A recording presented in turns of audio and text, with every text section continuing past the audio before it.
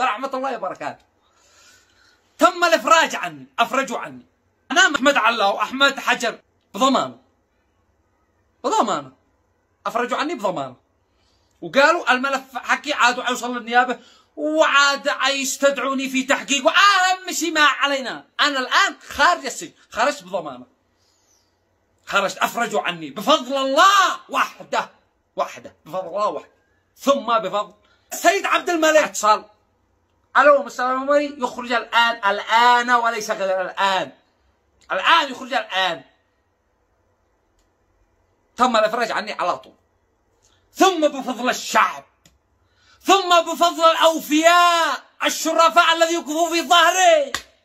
ما رجال لا برجال، واليد الواحدة ما تصفقش، اليد الواحدة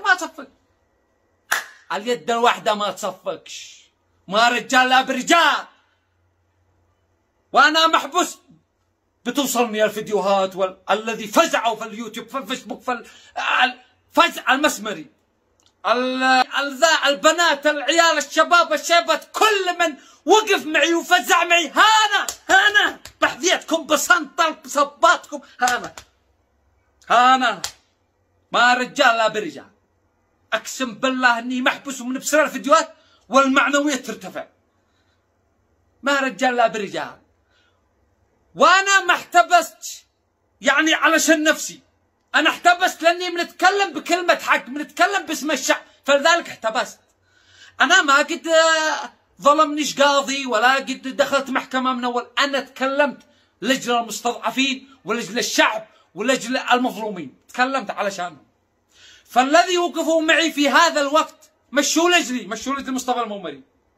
الذي وقفوا معي هم وقفوا مع الحق ولاجل الحق، مشوا علشاني انا.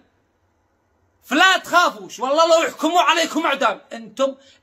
انتم ما وقفتش مع ابن حرام، انتم وقفتوا معي، مع مصطفى الممري الذي بيتكلم بالحق.